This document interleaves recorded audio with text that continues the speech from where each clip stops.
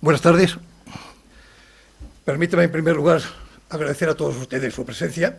y, en segundo lugar, agradecer a la Real Sociedad Económica Matritense de Amigos del País su permanente ayuda y compañía, así como la utilización de este magnífico salón de actos que nos encanta a nosotros para nuestros actos más públicos y solemnes, como son los discursos de ingreso en la Real Academia o la apertura de curso cada año.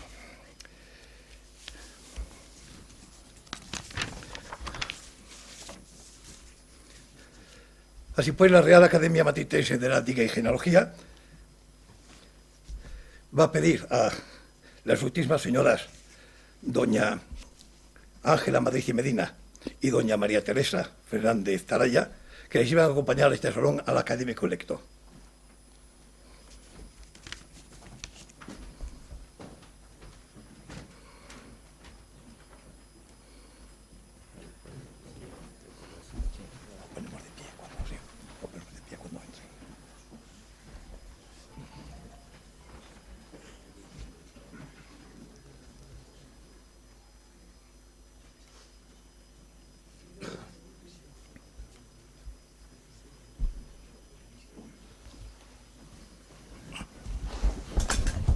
Cuidado que se oye todo.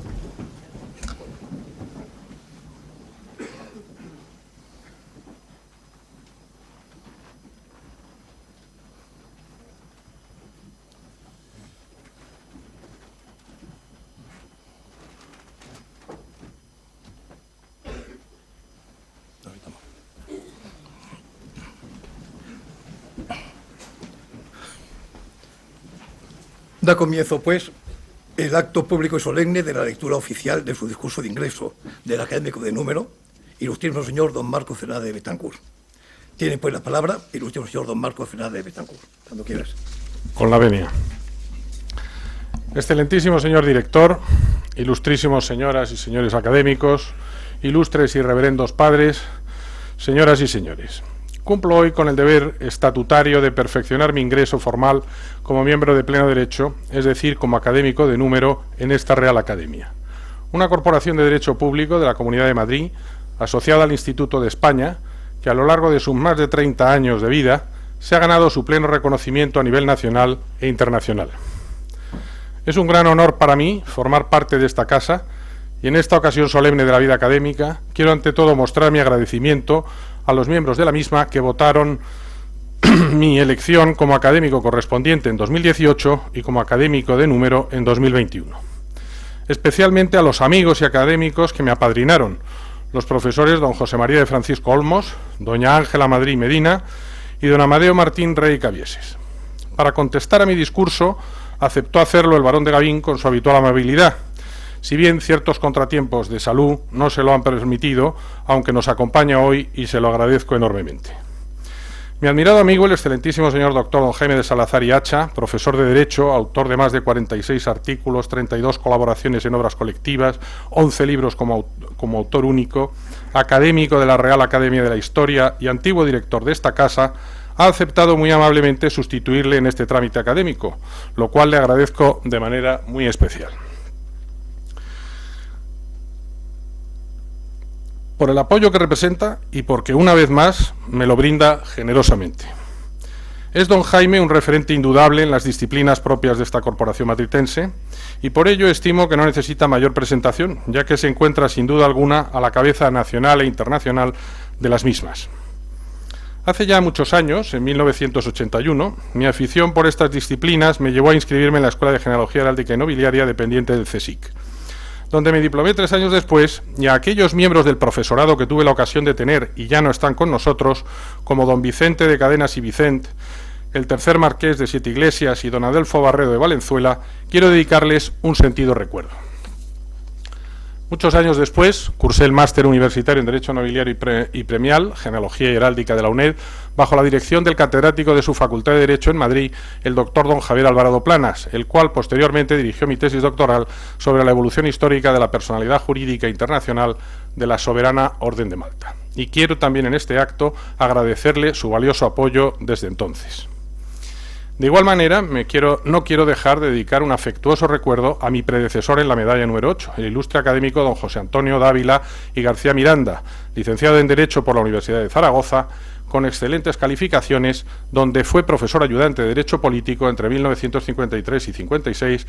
y que, como quien les habla, también se diplomó en la Escuela de Genealogía Heráldica y Nobiliaria del CSIC. Posteriormente se estableció profesionalmente en Madrid como abogado, ejerciendo hasta una edad muy avanzada. Se distinguió durante toda su labor profesional como abogado especializado en Derecho Nobiliario y como genealogista. Fue asesor jurídico de Su Alteza Real don Alfonso de Borbón-Dampierre, duque de Cádiz, así como de algunas entidades como el Real Cuerpo de la Nobleza de Madrid o el antiguo e ilustre Solar de Tejada. Un brillante jurista con más de 60 publicaciones jurídicas históricas, académico correspondiente de la Real de Jurisprudencia y Legislación de España y de las de Bellas Artes y Ciencias Históricas de Toledo, comendador de número de la Orden de Isabel la Católica, a propuesta del cardenal don Marcelo González Martín, en mérito a su inmensa labor por la tradición mozárabe, donde participó activamente resucitando la ilustre comunidad mozárabe de Toledo. Gracias a una ímproba labor de investigación y recopilación documental que desembocó en la redacción de un primer padrón de las familias mozárabes de Toledo, debiéndose a él la organización de los diversos congresos internacionales de estudios mozárabes y la conmemoración del 9º centenario del Fuero Mozárabe de Alfonso VI en el año 2001. Miembro asimismo de diversas academias nacionales y extranjeras, ingresó en esta corporación en 1991 con un brillante discurso sobre la patria de Colón según sus armas primitivas y una rama desconocida de su descendencia. Y pasó a la condición de supernumerario en 2018, falleciendo en 2020 a sus 94 años. No tuve ocasión de conocerle personalmente, pero me consta su vasta cultura, su brillantez académica y su enorme calidad humana. Gran amigo de sus amigos, gran consejero y persona de gran fe. Por último, quiero agradecerles a ustedes el que hayan decidido acompañarme en este acto tan señalado de la vida académica. Terminado ya el sentido capítulo de los agradecimientos, entraré en el tema que he elegido para esta conferencia, el fin de los señoríos en España. Como se aprecia por su título, no trata de heráldica ni de genealogía, sino de historia del derecho y en concreto de una institución feudal, ya que los fines de esta academia, de conformidad con sus estatutos, son más amplios que los que se desprenden de su denominación. Hay dos versiones de la exposición que ahora comienzo, la extensa, recogida en el libro que se les entregará al finalizar el acto, y la versión breve, que es la que paso a exponerles inmediatamente, la cual prescinde de apartados enteros del trabajo completo, en aras a la brevedad y con el fin de no abusar de su amable y generosa presencia y paciencia. Veamos en primer lugar el concepto y evolución de los señoríos. Es el señorío una institución feudal con características propias y en nuestro suelo es la manifestación más caracterizada del feudalismo nacido en el Bajo Medioevo. Nace en el norte y se va extendiendo a medida que avanza la Reconquista, como donación real o por compra, con distintas particularidades en cada territorio. Lo que caracteriza y distingue al feudo castellano es que, a diferencia del feudo europeo occidental, no se basaba en un pacto feudal con el monarca, sino en una delegación o concesión jurisdiccional de este último, lo que convertía a los señores feudales en sus representantes. Académica y legalmente, el señorío se puede clasificar en territorial y solariego, donde el señor detenta el dominio directo sobre la tierra, aunque haya transmitido el dominio útil a los colonos, que es lo frecuente, y en jurisdiccional, en el cual el señor, además de tener cierto poder coactivo, anejo y consustancial con todo señorío desde la Alta Edad Media, posee de forma legítima, ya sea por compra o por donación del rey, el ejercicio de la jurisdicción civil y criminal, con arreglo a las leyes generales del reino y con la facultad de nombrar jueces y de percibir tasas derivadas del ejercicio de la función judicial, reservándose el rey la jurisdicción suprema. No obstante, esta diferencia académica y legal no se corresponde con la realidad en nuestra patria,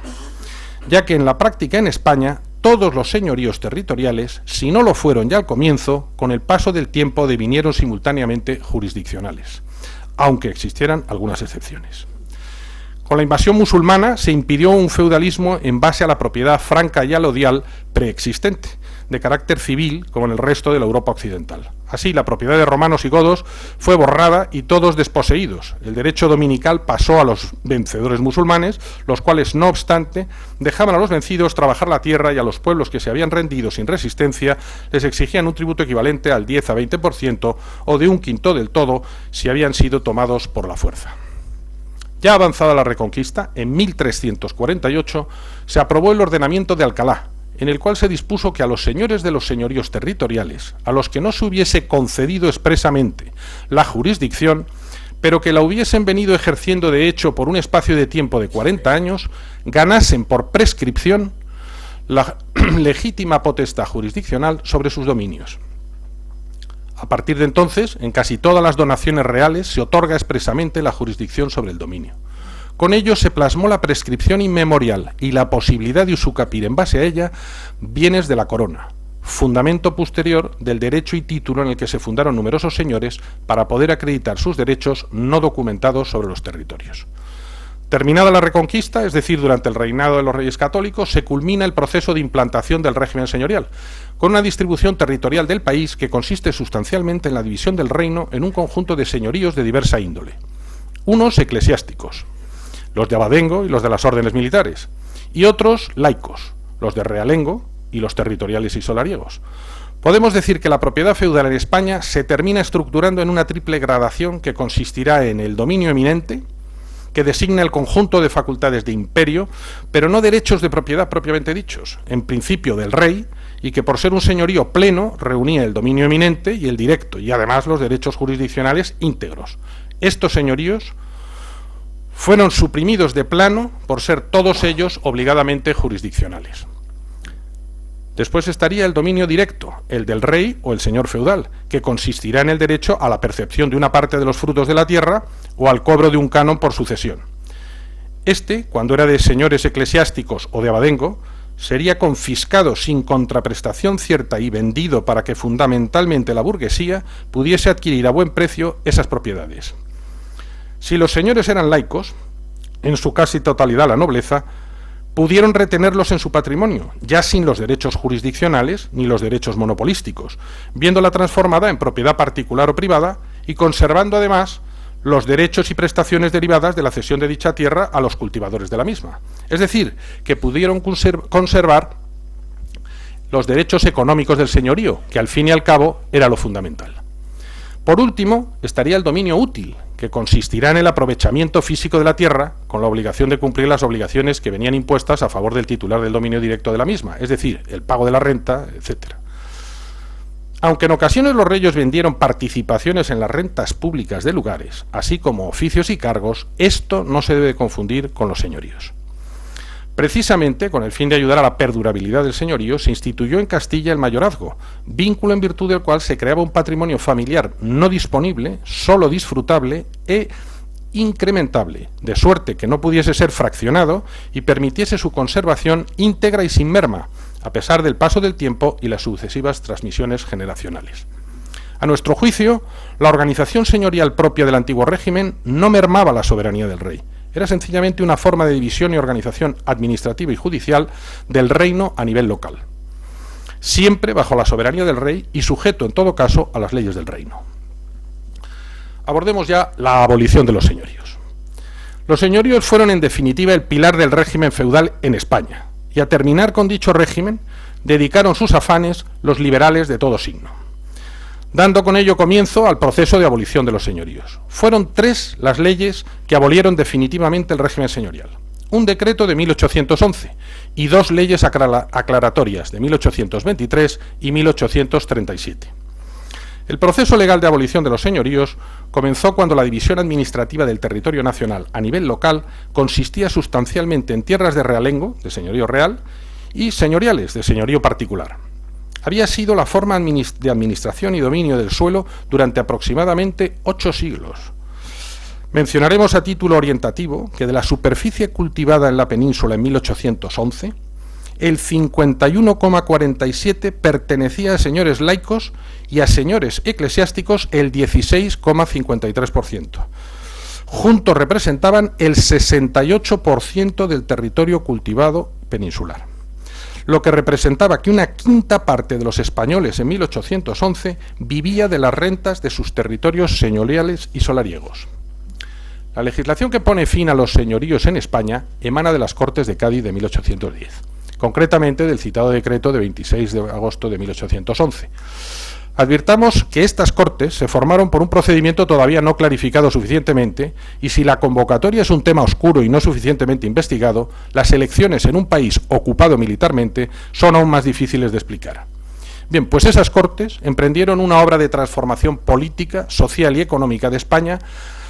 paradójicamente con el mismo programa que querían poner en práctica en el otro bando los josefinos o colaboradores con el rey intruso José de Bonaparte. Sin duda, la reforma política más importante fue la promulgación de una Constitución, la de 1811, que probablemente por su excesivo carácter utópico fracasó por inaplicable en las 3 breves ocasiones que se intentó ponerla en práctica, del 12 al 14, del 20 al 23 y el 36 al 37. El repetido decreto de 26 de agosto de 1811, que abole los señoríos, hay que enmarcarlo dentro de una reforma social y económica donde quedan suprimidas las preeminencias jurídicas de la nobleza. En definitiva, perseguía acabar con el régimen estamental existente por caduco. Como ya hemos apuntado, el proceso que analizamos es el hijo directo del emergente movimiento liberal que daría lugar a las revoluciones liberales de 1820 en toda Europa. Nos hallamos ante una profunda crisis del antiguo régimen, consecuencia de la Revolución Francesa de 1789. En la época de ebullición de la Ilustración y en España esas ideas dan lugar a un movimiento entre las élites sociales cuyos simpatizantes son denominados los afrancesados. Este proceso se desarrolla en diversos frentes, siendo uno de los principales la abolición de los señoríos, pero paralelamente discurren el de la amortización de los bienes eclesiásticos y el de la desvinculación de la tierra. Con ello, se pasaría a una nueva sociedad donde la propiedad sería libre y no vinculable. Hay 2 medidas legislativas que conviven con la abolición de los señoríos, a saber, la desvinculación y la desamortización. Realmente las medidas liberalizadoras de la propiedad habían comenzado con la primera desvinculación que se aprueba reinando don Carlos IV. Hasta entonces solo había autorizaciones individuales para la venta de bienes en razón de deudas u otra causa justificada. Paralelamente, se está gestando un proceso de desamortización, y así en septiembre de 1798 se produjo la mal llamada desamortización de Godoy, cuyo verdadero promotor fue don Mariano Luis de Urquijo, con la cual dio comienzo la desamortización de toda clase de bienes de las corporaciones eclesiásticas. En junio de 1805 se dispuso la posibilidad de liberar las propiedades en determinadas condiciones. El siguiente paso legal, aunque sin gran efecto práctico, fue fruto de las propias Cortes de Cádiz y se adoptó en 1813, disponiendo el mismo la supresión de los mayorazgos de menor cuantía. Esta ley fue derogada por el decreto de 4 de mayo de 1814, dictado por don Fernando VII, que derogó con carácter general toda la legislación emanada de las Cortes de Cádiz, incluida la Constitución. Será en 1820 cuando las Cortes del Trienio Liberal aprobaron un decreto suprimiendo totalmente los mayorazgos y vinculaciones. Esta legislación fue anulada por don Fernando VII en 1823 y 1824, obligando a devolver a sus dueños los bienes vinculados que habían sido adquiridos al amparo de la legislación liberal. La medida fue revertida de nuevo en junio de 1835 bajo el nuevo gobierno liberal, siendo reintegrados a sus compradores los bienes vinculados que se habían enajenado al amparo de las leyes de 1820 y 1821. Por último, ya bajo las regencias de doña María Cristina de Borbón dos Sicilias y de don Baldomero Espartero, la legislación desvinculadora, aprobada en el trienio liberal, fue íntegramente restablecida por leyes de 1836 y 1841. Bien, habiendo dejado señalado el proceso paralelo de desvinculación y desamortización y volviendo a la materia estrictamente señorial y en concreto al contenido del decreto de 26 de agosto del 11, este derogó los señoríos jurisdiccionales de forma incuestionada e inmediata y transformó en propiedad privada los señoríos territoriales y solariegos. Resumidamente diremos que dicho decreto abolió los títulos, prerrogativas, prestaciones, aprovechamientos, usos y regalías de los señoríos feudales y jurisdiccionales. Suprimió y prohibió los términos o títulos de señor o señor de vasallo y las relaciones sociales derivadas, y suprimió el derecho jurisdiccional de los señores sobre los pueblos y la dependencia servil que tenían. El Estado pasó a nombrar los jueces y alcaldes en lugar de los señores. Abolición de los señoríos jurisdiccionales, en la práctica vino a representar la pérdida por parte de los señores de sus facultades jurisdiccionales y de las prestaciones a ellos debidas por razón de estos derechos, a los que también se asociaron los derechos monopolísticos, denominados legalmente derechos exclusivos, privativos y prohibitivos, tales como la caza, la pesca, los hornos, los molinos, las aguas, los montes, etc., pasando a regirse por las reglas municipales de cada pueblo. ante la ocupación de los molinos, hornos, etcétera, por parte de los pueblos, los señores manifestaban que les pertenecían y que lo único que había cesado era el uso obligado de los mismos, pero no obviamente conservaban la titularidad dominical de estos. Lo que sí significó es que ya no nombrarían a los alcaldes, corregidores, jueces, escribanos, alguaciles, etcétera, y la justicia y los impuestos locales dejarían de ser una renta señorial. Realmente lo que caracteriza esta norma es la mala técnica legislativa, que obligó a dos aclaraciones posteriores. Parte del error conceptual de considerar que existen señoríos territoriales y solariegos por un lado y señoríos jurisdiccionales por otro, que, como ya se ha expuesto, no es empíricamente cierto, ya que al tiempo de la aprobación del decreto de 1811, todos los señoríos eran ambas cosas simultáneamente, con independencia de que se pueda hacer la dicotomía entre lo que es conceptualmente asimilable a la jurisdicción y lo que es atribuible al señorío territorial y solariego propiamente dicho. Disponían asimismo que los contratos, pactos o convenios que hechos en razón de aprovechamientos, arriendos de terrenos, censos u otros de esta especie celebrados entre los llamados señores y vasallos, se debían considerar desde ahora como contratos de particular a particular, es decir, que a grosso modo podríamos afirmar que los antiguos vasallos pasaron a convertirse en arrendatarios de los señores, ahora transformados en propietarios particulares de las antiguas tierras señoriales. A nadie se nos escapa que calificar los contratos entre vasallos y señores como contratos libres entre particulares es difícil de sostener, ya que es tanto como presumir un verdadero consentimiento libre por parte del vasallo cultivador a unos términos dictados por su señor. Cuando don Fernando VII vuelve a España el 22 de marzo de 1814, liberado por Napoleón en virtud del Tratado de Valenciennes, su ánimo era de total oposición a la legislación emanada de las Cortes de Cádiz. Ello no debe extrañar, ya que la Constitución le declaraba formalmente desposeído de la soberanía que consideraba suya por derecho divino. La acogida triunfal que se le tributó a su llegada a España, y especialmente en Valencia, en su claro ambiente antiliberal, sin duda debió reforzar su postura. Como consecuencia, el rey promulgó el ya aludido decreto de 4 de mayo de 1814, por el que derogó la Constitución de 1812 junto con todas las leyes del régimen constitucional salidas de las Cortes de Cádiz y con ellas la de abolición de los señoríos. Esta norma derogatoria, no obstante reintegrar a los señores territoriales en sus posesiones, retuvo las funciones jurisdiccionales e incluso administrativas proveídas anteriormente por los señores jurisdiccionales. Así la corona se hizo con el pleno poder jurisdiccional y los ayuntamientos quedaron constituidos parcialmente sin intervención señorial. En realidad, por un lado, hay una derogación de máximos, es decir, una aparente vuelta a la situación anterior a las Cortes de Cádiz, pero a renglón seguido, un mantenimiento de la situación judicial y gubernativa en el ámbito local propio de los señoríos. Al propio tiempo, tampoco devuelve las facultades monopolísticas, los derechos exclusivos, privativos y prohibitivos a los señores, ni tampoco confirma la transformación del dominio territorial en propiedad privada, más bien al contrario, aunque formalmente mantiene la terminología de señor y vasallo. La situación descrita se prolongó hasta que, como consecuencia del pronunciamiento militar de Riego el 1 de enero de 1820, dé comienzo el trienio liberal, que se prolongará hasta 1823.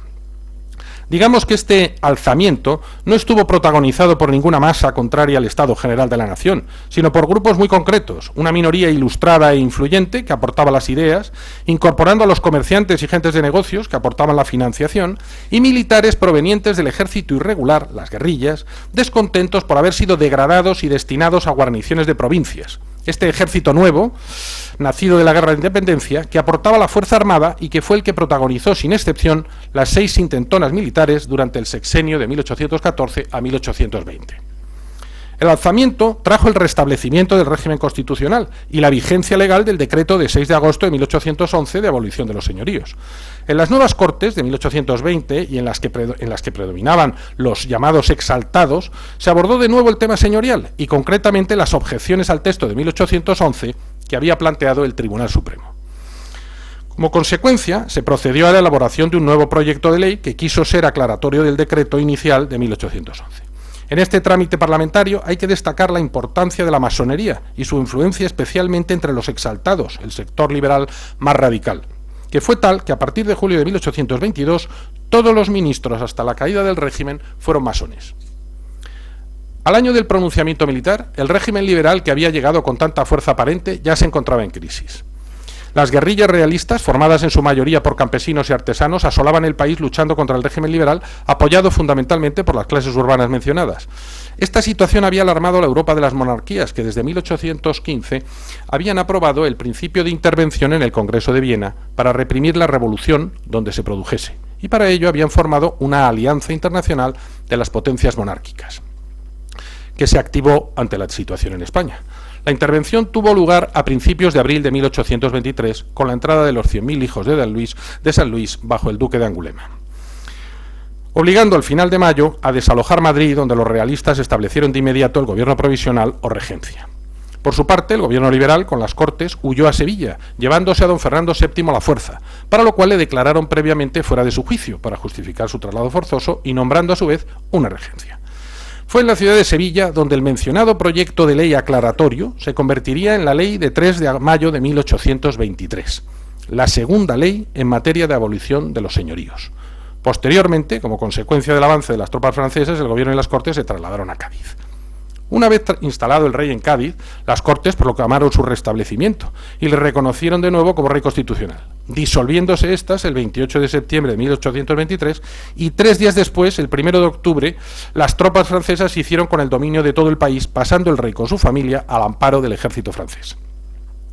Ese mismo día, 1 de octubre de 1823, don Fernando VII, por decreto de esa misma fecha, anuló íntegramente toda la obra legislativa del trienio liberal, por lo que la nueva ley estuvo vigente algo más de 4 meses y, atendida la pérdida del control del territorio por parte del gobierno liberal, su aplicación, además de efímera en lo temporal, fue prácticamente nula. La nueva etapa, de vuelta al régimen previo, derivado de la normativa anterior al 7 de marzo de 1820, se prolongará por espacio de 10 años, hasta la muerte del rey en septiembre de 1833, y será llamada por la historiografía la década ominosa.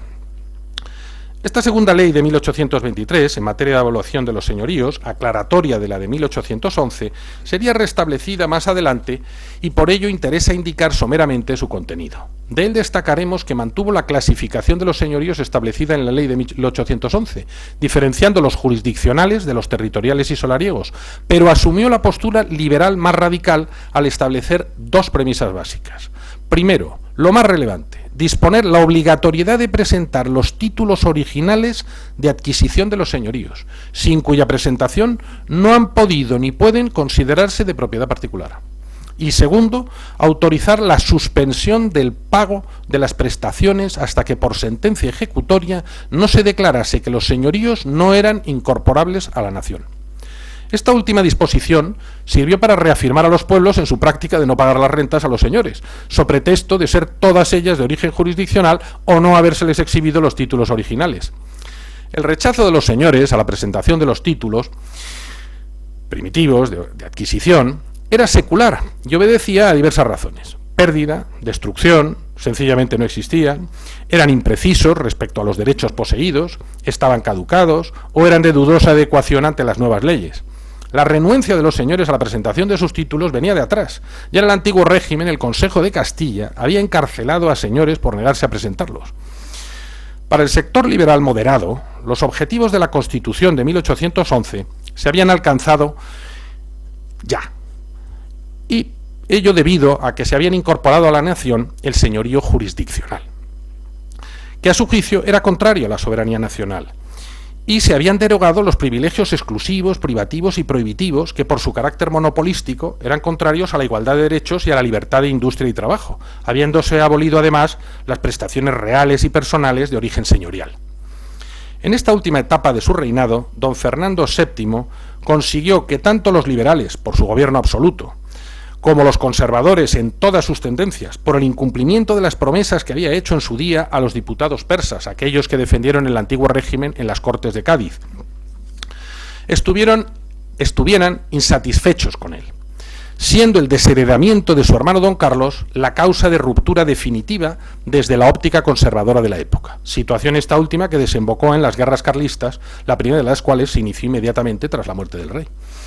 Con su muerte, el 29 de septiembre de 1833, se produjo la instauración definitiva del régimen liberal, en el que se apoyó la reina gobernadora, doña María Cristina de Borbón dos Sicilias, durante la minoría de edad de su hija, doña Isabel II. Aunque en abril de 1834 se aprobó el Estatuto Real, una carta otorgada que buscaba un punto de equilibrio entre la Constitución de 1812 y el régimen absoluto precedente, tras el motín de la Granja de agosto de 1836 se restableció la Constitución de 1812. Y se nombró un nuevo gobierno de progresistas, que convocó unas nuevas Cortes para aprobar una nueva Constitución, como así hicieron consensuándola con los conservadores, el 18 de junio de 1837, y la cual duró apenas 8 años.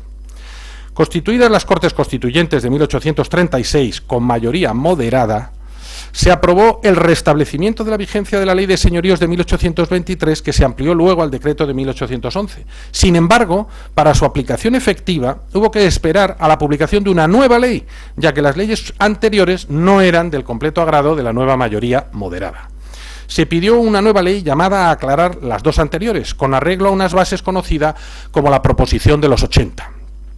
Que fue la reacción moderada que se impuso en las siguientes Cortes Ordinarias de noviembre del 37, la cual suavizó y anuló buena parte de lo dispuesto en los precedentes textos legales de 1811 y 1823.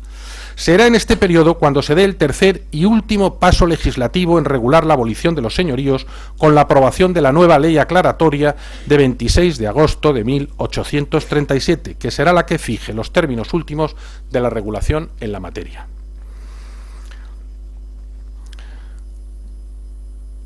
El nuevo texto sentó definitivamente la cuestión de la presentación previa y general de tributos que había fijado la ley de 1823. En ella, las propiedades no vinculadas directamente con la posesión de la jurisdicción quedaban liberadas de tal obligación, y así los compradores de los bienes nacionales vinculados quedaban exentos de presentar sus títulos al tratarse de propiedades particulares. Tal era el caso de todos los bienes adquiridos como consecuencia de las sucesivas desamortizaciones. También se innovó al disponer la obligación de pago de las rentas mientras durasen los procedimientos judiciales si se presentaban títulos. Si bien, de ser la resolución final contraria a los señores, les obligaría a devolver lo percibido desde la promulgación de la ley. En definitiva, solo había que presentar los títulos cuando los señoríos fueran jurisdiccionales. Esta fue también la norma que estableció definitivamente sobre quiénes pesaba la carga de la prueba y cuándo debía aportarse la prueba de la propiedad. Los derechos territoriales quedaron intactos al pasar a ser considerados propiedad privada de derecho común sobre los territorios afectados. Por lo tanto, tras la abolición definitiva de los derechos jurisdiccionales, incluidos los privilegios exclusivos, privativos y prohibitivos del señorío, en 1837 los pueblos, antes de señorío, pasaron a ser regidos como los de realengo, es decir, a depender directamente del rey. Los señores pasarían a ser un vecino propietario más, en concreto el principal. No queremos dejar de indicar que el Estado jamás pagó cantidad alguna en concepto de indemnización a los titulares de los señoríos que se habían adquirido mediante precio, a pesar de estar legalmente estipulada una remuneración del 3% hasta la redención del capital. El resumen telegráfico y preciso de la nueva norma lo propone Moxó. Sería que suprimió lo jurisdiccional, recortó lo tributario y respetó lo territorial. Llegados a este punto, queremos detenernos de forma sucinta en un aspecto relevante, como es la relación de los señoríos con la nobleza. La evolución de la institución señorial estuvo directamente vinculada con la nobleza y representó el instituto político por el que el rey se sirvió de este estamento para las labores de repoblación y gobierno local de gran parte de los territorios del reino. Fue a su vez la base del poder de la nobleza, de la jurisdicción en sus estados, en definitiva del imperio que ejercía sobre los habitantes de los mismos a ese nivel local, tanto administrativa como judicialmente. Además de ser el soporte económico de su estatus social, que provenía fundamentalmente, aunque no de forma exclusiva, de los derechos propiamente territoriales y solariegos que percibía de sus vasallos. A este respecto es importante precisar que el señorío no es un título de nobleza, sino una concesión real de facultades territoriales y solariegas y o jurisdiccionales, que sin duda pudo recaer en individuos de la nobleza, pero que per se no genera nobleza. Es más, ni siquiera constituye un acto positivo de nobleza, aunque sí de poder económico, administrativo, jurisdiccional y de distinción y preeminencia social. Lo que sí ocurrió fue que los titulares de algunos señoríos solicitaron a la corona la conversión de los mismos en títulos nobiliarios y en ocasiones la corona lo concedió. Aquellas peticiones que fueron concedidas, ya como títulos de nobleza propiamente dichos y con la precisa categoría de señor, fueron muy escasos y perduraron después de 1837, asimilados al resto de los títulos nobiliarios. No obstante, por Real Decreto de 29 de mayo de 1912, en su artículo 16, se dispuso no autorizar desde esa fecha la conversión del título de señor en otra dignidad nobiliaria. Algunos habían sido transformados en títulos nobiliarios con otra categoría, condes, duques, ni la concesión de nuevos títulos de esa clase, subsistiendo los existentes. Posteriormente, la legislación nobiliaria ha seguido reconociendo los títulos nobiliarios de señor existentes hasta nuestros días, siendo de reseñar la excepcional concesión por Su Majestad el Rey don Juan Carlos I del título de nobleza de señor de Meirás con grandeza de España, recientemente suprimido en virtud de lo dispuesto en el número 29 del artículo 41 relativo a la supresión de títulos nobiliarios de la Ley de 2022 de Memoria Democrática. En la actualidad solo subsisten en vigor 5 señoríos como títulos de nobleza, 1 con grandeza de España, el de la Casa de Rubianes, y 4 sin grandeza de España, el señorío de la Casa Lazcano, el de Alconchel, el de la Higuera de Vargas y el de Sonseca. Cabría añadir a esta relación el señorío de Balaguer, vinculado al Principado de Gerona, y los de Molina y de Vizcaya, todos ellos vinculados a la Corona de España. Como una singularidad estarían los señoríos diviseros de Tejada y Valdeosera. Para concluir, diremos que el proceso de abolición de los señoríos en España es hijo de la Revolución Francesa, y sus protagonistas y principales valedores fueron liberales y masones, que perseguían un cambio de paradigma, el paso de una sociedad estamental y feudal a una sociedad burguesa, inspirado en el principio de igualdad por el que se debía abolir la sociedad estamental preexistente y toda relación de dominio legal, como lo eran sustancialmente los derechos jurisdiccionales que efectivamente fueron suprimidos, suprimiéndose también los dictados de señor y vasallo. Se buscaba y se consiguió la transformación de la propiedad, considerada en sí misma un bien sagrado, pero que había de pasar de ser una propiedad feudal, es decir, vinculada e inalienable, a ser una propiedad libremente transmisible, suprimiéndose las limitaciones comerciales de carácter monopolístico, lo que la legislación denominó derechos exclusivos, privativos y prohibitivos. Los señores territoriales vieron transformados sus territorios en propiedades particulares, más adelante plenamente consolidadas a través de su inscripción en el registro de la propiedad. Y las rentas señoriales percibidas en razón de la titularidad del suelo, convertidas en rentas libres y contractuales, derivadas de contratos entre iguales.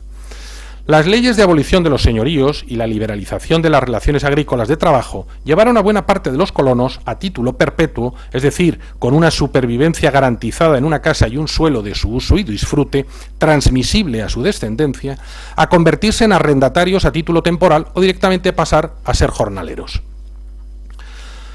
Por sorprendente que pueda parecer, el cambio de condición de vasallo a ciudadano para muchos representó la obligación de pagar una mayor renta con relación a las antiguas rentas señoriales y la posibilidad al vencimiento de los contratos de ser expulsados de las tierras que habitaban y trabajaban desde hacía generaciones. No es difícil entender que el carlismo, en la medida que representaba precisamente el mantenimiento del antiguo régimen, encontrara tan numerosos apoyos, especialmente donde el sistema señorial fue benigno e incluso favorable con el campesinado. Paralelamente, en muchos sitios el campesinado pudo adquirir las tierras que tenían arrendadas y los pueblos las tierras comunales, especialmente los montes, los cuales con el tiempo pasaron en gran medida a ser propiedad privada de los vecinos. En definitiva, para bien terminar, diré en halago de la mentalidad imperante que el señorío desapareció, la nobleza quedó en honorífica, el igualitarismo triunfó y la burguesía prosperó. He dicho.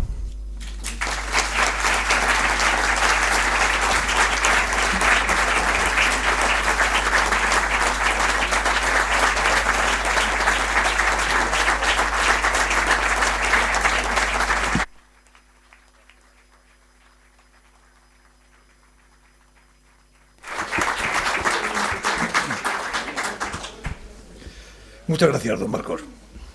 En nombre de esta Real Academia, contestará al recipiendario el excelentísimo señor don Jaime de Salazar y Hacha. Con la venia. Señores académicos, Siempre es una gran satisfacción contestar el discurso de ingreso de un nuevo académico y por ello disfruto doblemente al cumplir hoy con este requisito que es indispensable para formar parte de cada una de las academias del Instituto de España. Y subrayo lo de doblemente porque con el recipiendario, don Marcos Fernández de Bethencourt, me unen lazos firmes de amistad de cerca de 20 años, respaldados por una larga y fructífera relación académica. Quiero recordar aquí la presentación de su libro La Orden de Malta, Estatuto Jurídico Internacional, presentado por mí en esta Real Academia hace ya 4 años, obra de la que yo mismo había escrito el prólogo, y principalmente porque tuve el honor de presidir el tribunal que juzgó su tesis doctoral 2 años antes sobre el tema Evolución histórica de la personalidad jurídica internacional de la Soberana Orden Militar de Malta, en la Universidad Nacional de Educación a Distancia, UNED, la cual calificamos de sobresaliente cum laude por unanimidad. La tesis constituye el embrión de su editada obra, la cual obtuvo el Premio Internacional László Boschus de Vilagos, que es el más antiguo que otorga la Confederación Internacional de Généalogie et d'Héraldique. Este premio le fue entregado en 2021 con ocasión del 34 Congreso Internacional de Genealogía y Heráldica celebrado en la sede central de CSIC de Madrid por Su Alteza Real Don Pedro de Borbón dos Sicilias, Duque de Calabria. Por tanto, si siempre resulta enormemente grato el hecho de recibir en una academia a un nuevo numerario, con más motivo lo es si este es además un buen amigo y una persona de la categoría y cualidades que adornan al nuevo académico cuyo discurso acabamos de escuchar aquí. Nuestro nuevo compañero, como él ha recordado, sucede en su medalla a don José Antonio Dávila García Miranda, con quien me unió a lo largo de más de 50 años una estrecha amistad basada en la identidad de ideales, vivencias comunes y jerarquía de valores que son la base siempre sobre la que se ha de asentar una sólida y sincera amistad. Nuestro nuevo compañero de número, don Marcos Fernández de Bethencourt, nació en Madrid el año 1959, perteneciente a una hidalga familia de raíces andaluzas por el lado paterno y de origen canario por su lado materno. Realizó sus estudios primarios en el Colegio de Nuestra Señora del Pilar de Madrid, luego el bachillerato en el Colegio Estanislao de Kostka de Villafranca del Castillo, terminando sus estudios secundarios de COU en el CEU San Pablo. A continuación, cursó la carrera de Derecho en la Universidad Complutense de Madrid, licenciándose en 1983 tras haber interrumpido sus estudios para realizar el servicio militar como voluntario boina verde en la Compañía de Operaciones Especiales número 11 en Colmenar Viejo, como anticipo de su decidida vocación castrense.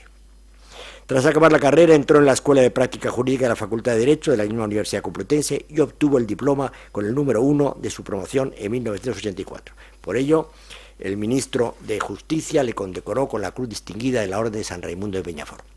Inmediatamente, al término de su carrera de Derecho, se incorporó al ejercicio libre de la profesión como abogado en varios despachos sucesivos, simultaneando su ejercicio con el curso de Derecho Mercantil impartido por el Centro de Estudios del Banco de España, que terminó con la máxima calificación. A los 3 años se independizó, abriendo su propio despacho profesional, donde ha permanecido hasta la fecha. No obstante, su inquietud intelectual le llevó unos años después a obtener la licenciatura en Derecho Canónico en la Universidad Pontificia Comillas de Madrid, estudios que completó obteniendo en 1999 el diploma de abogado rotal del Tribunal de la Rota de la Nunciatura Apostólica en España, así como a terminar la licenciatura en Ciencias Políticas y de la Administración en la Universidad Complutense de Madrid. Su temprana afición por las materias que le son propias a esta Real Corporación le llevó a cursar los estudios y obtener 3 años después el diploma de Genealogía Heráldica y Nobiliaria del Instituto Luis de Salazar y Castro del CSIC en 1984, así como otros en estas mismas disciplinas en su vertiente militar, cursados en el antiguo Servicio Histórico Militar del Ejército de Tierra, actual Instituto de Historia y Cultura Militar. Muchos años después, en 2006, en estas mismas áreas de conocimiento, obtuvo el diploma de máster universitario en Derecho Nobiliario y Premial Genealogía Heráldica, impartido en la UNED, donde yo era profesor, lo que nos brindó, por tanto, la oportunidad de conocernos. Desde que su situación profesional se lo permitió, su campo de investigación ha sido las órdenes de caballería, en especial la Orden de Malta, de la que se ha convertido en verdadera autoridad, asimismo en el derecho nobiliario y premial y la historia del derecho en general, campo este último sobre el que ha versado el discurso que acaba de pronunciar para su ingreso en esta Real Corporación. El año 2015 ingresó como caballero de honor y devoción en la Soberana y Hospitalaria Orden Militar de Malta. Su ya citada especialización en la historia y el régimen jurídico de esta orden nos llevaron al profesor Alvarado Planas y a mí a proponerle para colaborar en la obra colectiva que por entonces estábamos dirigiendo con el título La Orden de Malta en España 1113-2013. Su impecable trabajo fue publicado en ella con el título de La Orden de Malta en el Ordenamiento Jurídico Internacional. Este mismo año, 2015, fue elegido académico correspondiente de la Real Academia de Jurisprudencia. 2 años después, desde una posición profesionalmente más relajada, pudo nuestro nuevo numerario realizar su mencionado doctorado en Derecho bajo la dirección del propio don Javier Alvarado Planas, catedrático y director del Departamento de Historia del Derecho y de las instituciones de la Facultad de Derecho de la Universidad de Madrid. En 2019 fue nombrado miembro de la Comisión Internacional Permanente para el Estudio de las Órdenes de Caballería, con la especialización en la Soberana y Militar Orden Hospitalaria de San Juan de Jerusalén, de Rodas y de Malta. Paralelamente, su vocación por lo castrense le llevó a realizar diversos estudios en el Centro de Estudios Superiores de la Defensa CESEDEN, obteniendo el máster en Defensa Nacional por la Universidad Rey Juan Carlos de Madrid. Su ya mencionada vocación militar le había llevado a incorporarse en 2006 al Ejército de Tierra como alférez reservista voluntario en la Escuela de Montaña y Operaciones Especiales de Jaca, Huesca, y 4 años después en el 4º Tercio Alejandro Farnesio de la Legión en Ronda, Málaga, donde alcanzó el empleo de capitán, que mantiene con carácter honorífico, tras finalizar su compromiso por razones cronológicas. Durante su servicio, le cupo el honor de ser el primer reservista voluntario de España en ser condecorado en 2019 con la Cruz del Mérito Militar con distintivo blanco, en razón exclusivamente de los relevantes servicios prestados como tal militar reservista voluntario, a propuesta del Teniente General Jefe del Mando de Personal del Ejército de Tierra, quien se la impuso personalmente en un acto solemne en el Cuartel General del Ejército de Tierra. Con motivo del tercer centenario del nacimiento del rey don Carlos III, nuestro recipiendario había impulsado en su condición de diputado secretario general del Real Cuerpo de la Nobleza de Madrid la edición del libro El Real Cuerpo de la Nobleza de Madrid durante el reinado de don Carlos III, en el que participó con el trabajo titulado El Estado Noble de la Villa de Madrid bajo el reinado de don Carlos III, con la relación inédita de todos los vecinos del estado de caballeros y hidalgos de la Villa de Madrid desde 1730 a 1783. Su labor como impulsor de dicha obra colectiva le valió ser distinguido con la encomienda de la Orden de Isabel la Católica. La obra recibió el premio Archiduquesa Mónica de Austria, Duquesa de Sant'Angelo, otorgado por la Confederación Internacional de Généalogie et d'Héraldique. Ese mismo año, 2018, participó en la obra colectiva Historia de la Orden de Malta, Nuevos Estudios, que nuevamente dirigimos el profesor Alvarado Planas y yo, con un trabajo titulado El Gran Maestrazgo del Zar Pablo I sobre la Soberana Orden de Malta, 1798-1801. Fue en este año, 2018, cuando recibió también el premio de la Fundación de Casas Históricas y Singulares de España, concedido a la labor de recuperación integral y acondicionamiento de su entorno de una casa histórica de su propiedad en Granada. En el año 2020, nuevamente, el profesor Alvarado y yo volvimos a contar con él y le encargamos un artículo para la obra colectiva Carlos V de la Orden de Malta, que se publicó bajo el título Historia de la publicación y edición de reglas, estatutos y constituciones de la Orden de San Juan de Jerusalén. Un año después, en el 2021, publicó otro trabajo titulado La nobleza en Francia, dentro de la obra colectiva Nobleza y Caballería en Europa, libro homenaje a don Faustino Méndez Pidal. Y ese mismo año, 2023, ha visto la luz su última colaboración denominada El Derecho Premial Francés, en la obra Introducción al Derecho Premial, de reciente publicación. En su todavía breve estancia en esta casa, en su calidad de académico correspondiente, ha publicado ya algún trabajo en los anales de esta Real Academia, y así destacaré por su interés el titulado El Señorío de la Isla del Hierro y sus atribuciones. Son también de reseñar sus conferencias sobre las materias que le son propias a esta Real Academia Corporación, impartidas en esta casa y en otras instituciones, como el Ilustre Colegio de los Abogados de Barcelona, la Universidad Internacional de Cataluña, la Universidad Internacional Méndez Pelayo, o en diversos coloquios internacionales, el último en julio pasado en el Congreso Internacional sobre Derecho Premial, celebrado en la República de San Marino. Omitiré, en aras a la brevedad, detallar su actividad paralela, participando activamente durante años en el Comité Legal de la Confederación Interaliada de Oficiales de la Reserva de la OTAN en Bruselas. Por último, no quiero dejar de reseñar su faceta de colaborador desinteresado con instituciones benéficas, y señaladamente con la Santa Pontificia y Real Hermandad del Refugio y Piedad de Madrid, de la que es hermano y hasta el año pasado su secretario de Gobierno. Después de todo lo dicho, inútil es subrayar la categoría profesional y humana de nuestro recipiendario, que queda por ello más que acreditada. Nuestro nuevo numerario ha elegido hoy para su discurso de ingreso este interesantísimo tema de la extinción de los señoríos, asunto muy complicado de entender porque no siempre los autores entienden por el término señorío la misma realidad jurídica y social.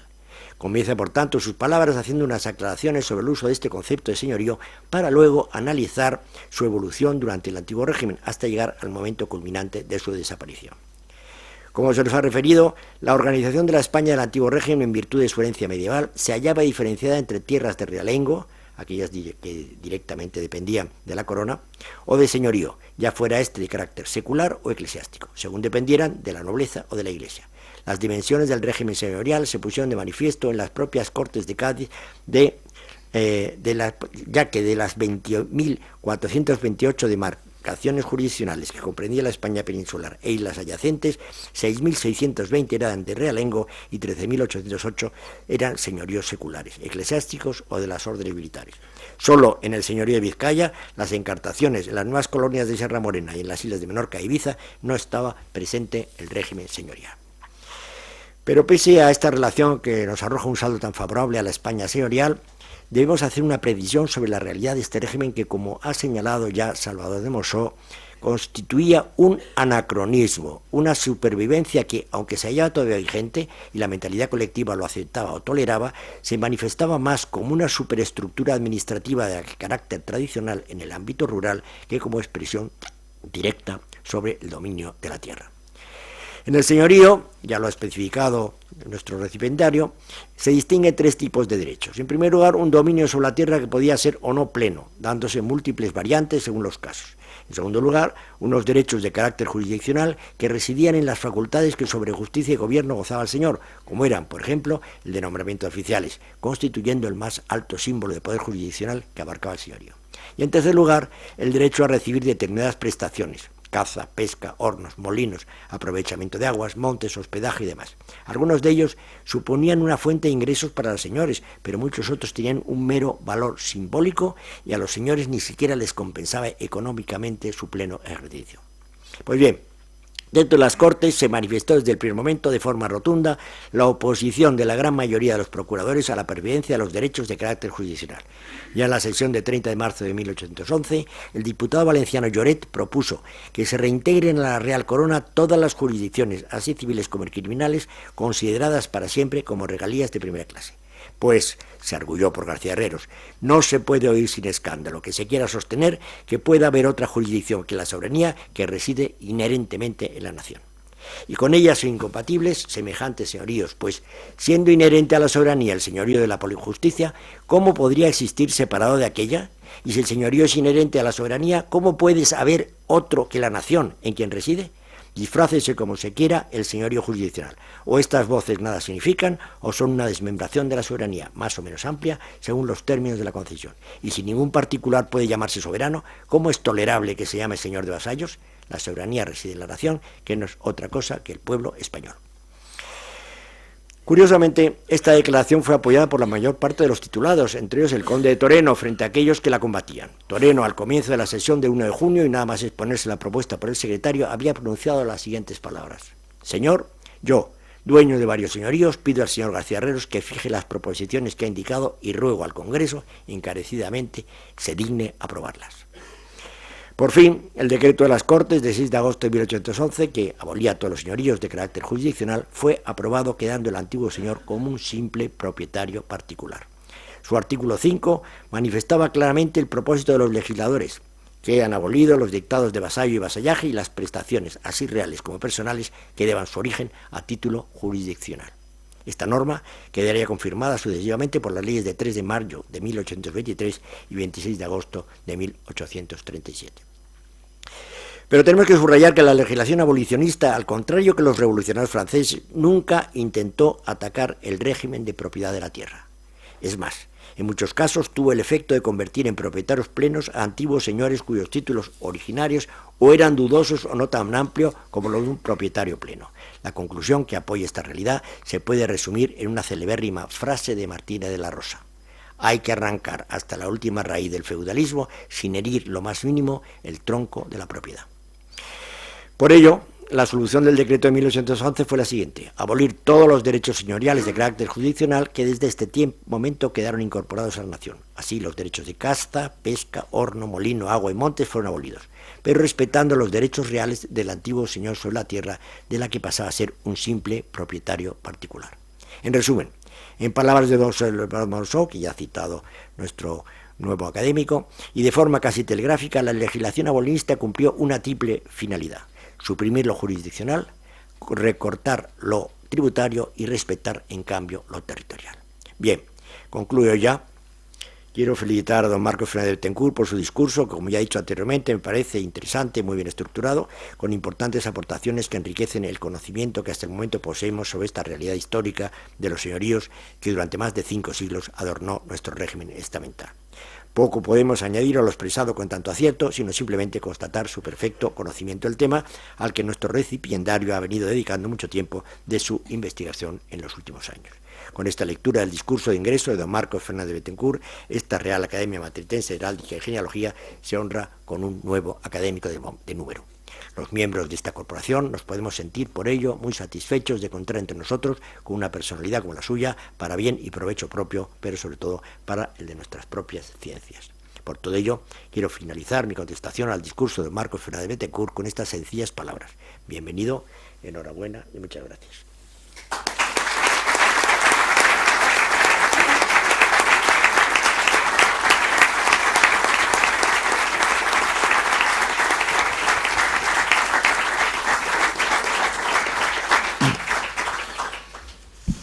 Muchas gracias, don Jaime. El ilustrísimo señor don Marcos Fernández de Bethencourt se servirá a acercarse a esta presidencia para recoger su medalla y su diploma.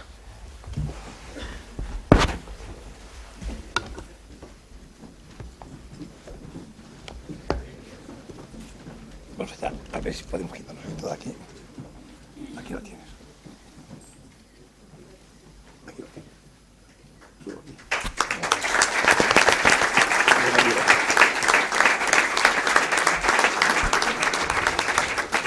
Subo aquí. Nos sentamos.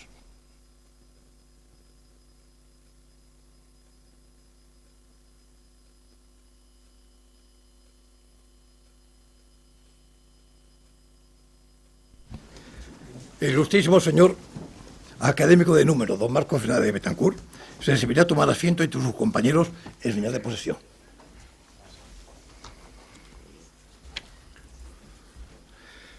Señoras y señores,